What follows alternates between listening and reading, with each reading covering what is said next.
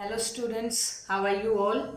So today we will discuss about Geography chapter 4 of class 8 NCERT. The chapter name is Agriculture. So in this chapter we will learn about agriculture.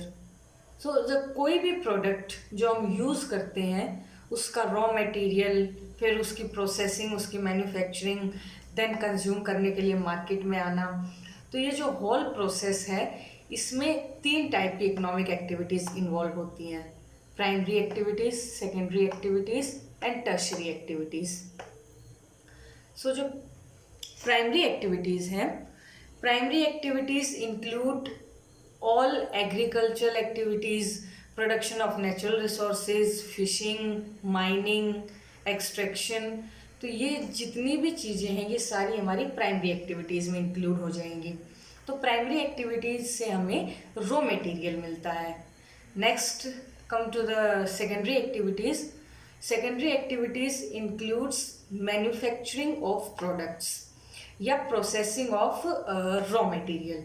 तो जो primary activities से हमें जो भी raw material मिलता है वो सब प्रोसेस होता है सेकेंडरी एक्टिविटी में, यानी कि मैन्युफैक्चरिंग या फैक्ट्रीज़ में जो भी सामान बनता है वो सब हमारा आ जाएगा सेकेंडरी एक्टिविटीज़ में।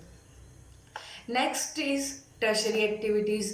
टर्शरी एक्टिविटीज़ जो उस सामान को कंज्यूमर्स तक पहुंचाने में हेल्प करती हैं, लाइक ट्रांसपोर्टेशन। जब सामान हमारे पास बन गया, मैन्युफैक्चर हो गया, तो हमारे तक पहुंचेगा कैसे कंज्यूमर्स तक? वो टर्शरी एक्टिविटीज़ के थ्रू, जैसे कि ट्रांसपोर्ट के थ्रू। फिर इसके अलावा कुछ और टर्शरी एक्टिविटीज़ हैं like teaching, doctors, banking, insurance. तो ये सब कुछ हमारा आ जाएगा टर्शरी सेक्टर में। ये हमें सर्विस प्रोवाइड करवाता है, इसलिए हम इन्हें सर्विस एक्टिविटीज़ या सर्विस सेक्टर भी बोलते हैं। तो ये थी हमारी 3 एक्टिविटीज़ ऑफ इकोनॉमिक सेक्टर। अब हम आते हैं एग्रीकल्चर में। तो हमने देखा कि एग्रीकल्चर एक प्राइमरी एक्टिविटी है। तो agriculture includes growing of crops, fruits, vegetables, flowers और रेयरिंग ऑफ लाइव स्टॉक। ये सारी चीज़ें हमारी एग्रीकल्चर में इन्वॉल्व होती हैं। टोटल वर्ल्ड में जितनी भी पॉपुलेशन है 50% यानी कि हाफ पॉपुलेशन एग्रीकल्चर एक्टिविटीज़ में इन्वॉल्व है। और जबकि अगर हम ओनली इंडिया की बात करें तो इंडिया की 2/3 पॉपुलेशन एग्रीकल्चर पे डिपेंड है। तो एग्रीकल्चर एक्टिविटीज़ के लिए कुछ फेवरेबल टोपोग्राफी होनी चाहिए, यानी कि पर्टिकुलर हर क्रॉप के लिए एक सॉइल होनी चाहिए, लाइक फर्टाइल सॉइल। फिर क्लाइमेटिक कंडीशंस, कुछ ज्योग्राफिकल कंडीशंस हैं। एग्रीकल्चर एक्टिविटीज़ इन सब चीज़ों पे डिपेंड करती है। जिस लैंड पे हम क्रॉप उगाते हैं, जितनी भी लैंड पे हम क्रॉप उगाते हैं, उस लैंड को हम एरेबल लैंड कहते हैं। The land on which the crops are grown is known as arable land. Now look at this map. इस मैप में हम देख रहे हैं ग्रीन पार्ट जो हमें दिखाई दे रहा है, ये जितना भी ग्रीन पार्ट है ये एरेबल लैंड है पूरे वर्ल्ड में। तो तुम देख सकते हो कि एरेबल लैंड पूरे वर्ल्ड में कितनी है, यानी कि इतनी लैंड पे क्रॉप उगाई जाती हैं। और अगर हम इंडिया की बात करें तो इंडिया को अगर हम देखें, इंडिया लगभग एंटायर कंट्री में सारी जितनी भी लैंड है वो एरेबल लैंड है, यानी कि क्रॉप उगाने लायक है। तो आगे हम आते हैं एग्रीकल्चर में ही।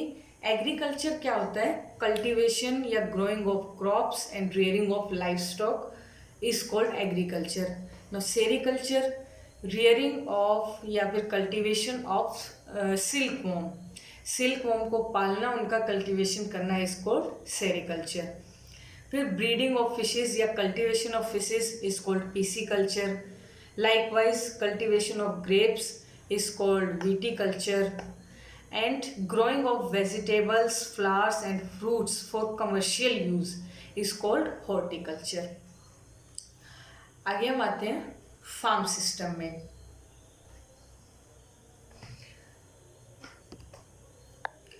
Let's come to the next topic, farm system. For farm system look at the images below.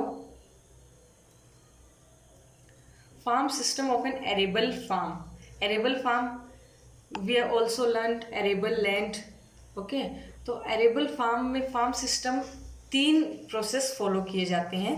Input, process and then output.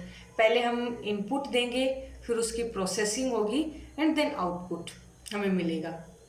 Inputs के लिए हमें क्या करना पड़ेगा? एग्रीकल्चर के लिए, फार्मिंग के लिए हमें सीड्स की नीड होगी, मशीनरी की नीड होगी, केमिकल्स की नीड होगी।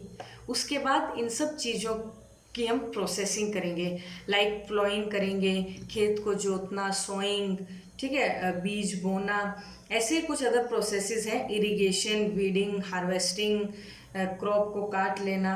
तो ये सब कुछ प्रोसेस हैं जो प्रोसेस में आएंगे, इन सब चीज़ों की प्रोसेसिंग होती है। फिर नेक्स्ट हम देखेंगे आउटपुट में। तो इसके बाद ये जब दोनों चीज़ें हो जाएंगी, इनपुट हम दे देंगे, उनकी प्रोसेसिंग हो जाएगी, फिर हमारा आ जाता है आउटपुट कि अब हमें आउटपुट मिलेगा। तो जैसा हमने इनपुट दिया है वैसा ही हमें आउटपुट भी मिलेगा। जो भी क्रॉप हमने उगाई है वही क्रॉप हमें एज आउटपुट मिल जाएगी, चाहे वो क्रॉप्स है, वूल है, या डेयरी फार्मिंग हमने की है तो डेयरी प्रोडक्ट हमें मिलेंगे, पोल्ट्री फार्मिंग की है तो पोल्ट्री प्रोडक्ट हमें मिलेंगे। तो इस तरीके से हमें आउटपुट मिल जाएगा। तो ये जो हमने इनपुट्स देखा, इन सब इनपुट्स के अलावा कुछ और इनपुट्स भी हैं, जैसे कि सनशाइन चाहिए हमें, उसके लिए रेनफॉल चाहिए, टेम्परेचर भी उसी के अकॉर्डिंग होना चाहिए, फिर सॉइल फर्टाइल होनी चाहिए। तो ये कुछ अदर इनपुट्स भी हैं। So now let's come to the next topic, types of farming. Types of farming, types of farming, जो हमारा फार्मिंग प्रोसेस है, फार्मिंग है, वो कुछ ज्योग्राफिकल कंडीशंस, फिर demand of production, labour, level of technology, ठीक है, इन सब चीज़ों पे डिपेंड करता है। तो इन सब चीज़ों के बेसिस पे हम फार्मिंग को दो कैटेगरीज में डिवाइड करते हैं, subsistence farming and commercial farming. Subsistence farming की अगर हम बात करें तो सबसिस्टेंस फार्मिंग कोई भी फार्मर अपने लिए या अपनी फैमिली के लिए बस करता है। जो वो अपने यूज़ के लिए करता है उसे हम कहते हैं सबसिस्टेंस फार्मिंग। अब उसके लिए क्या होता है, एक लैंड भी स्मॉल होती है, उसके लिए लेबर की भी नीड नहीं होती है, वो खुद ही काम कर लेता है, या उसकी फैमिली में एक दो मेंबर ऐसे होते हैं जो एग्रीकल्चरल एक्टिविटीज़ में हेल्प कर सकें, टेक्नोलॉजी की नीड नहीं होती है। तो ये सब चीज़ें सबसिस्टेंस फार्मिंग में होती हैं। फर्दर सबसिस्टेंस फार्मिंग को डिवाइड किया जाता है intensive subsistence and primitive subsistence farming में। So let us talk about intensive subsistence agriculture. Intensive subsistence agriculture क्या होता है कि फार्मर एक स्मॉल लैंड पे कल्टीवेशन करता है, उस पर कोई भी क्रॉप उगाता है, जिसके लिए उसे सिंपल टूल्स की नीड होती है, सिंपल टूल्स यूज़ करता है, कोई नई टेक्नोलॉजी की मशीन्स नहीं होती हैं, जिसकी वजह से मेहनत ज़्यादा लगती है, लेबर ज़्यादा लगती है उसमें। इस चीज़ के लिए वो क्लाइमेट पे डिपेंड रहता है।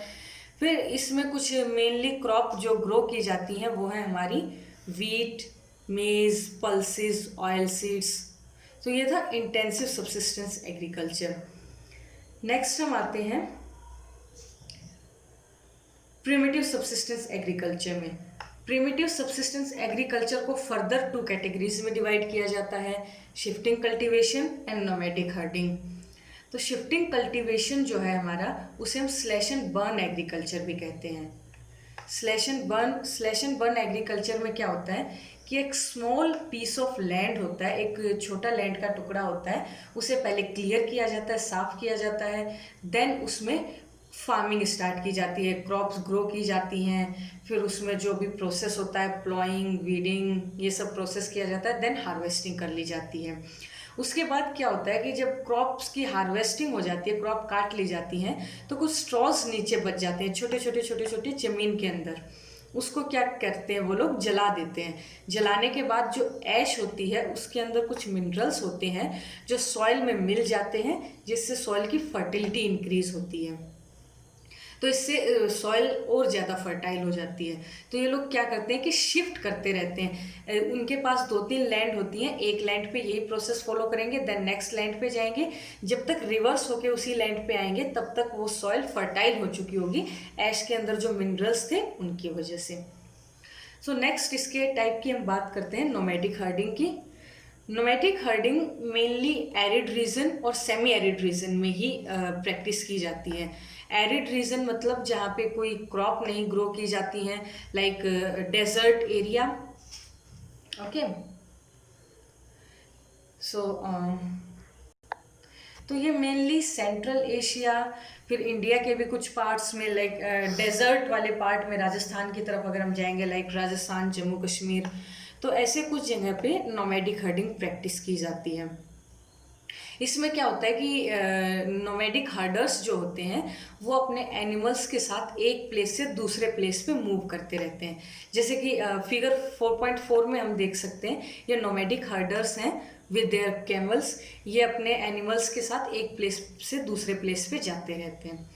अब ये जो रियर करते हैं, इन एनिमल्स को पालते हैं, इन एनिमल्स से हमें काफ़ी प्रोडक्ट्स भी प्रोवाइड होते हैं, लाइक मिल्क, मीट, वूल, ये सब प्रोडक्ट्स हमें इन एनिमल्स से मिलते हैं, जो हम अपने लिए, जो ये हर्डर्स अपने लिए और अपनी फैमिलीज के लिए यूज़ करते हैं। सो नेक्स्ट फार्मिंग का टाइप था हमारा कमर्शियल फार्मिंग।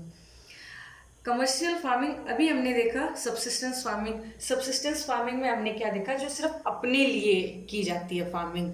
अब हम देखते हैं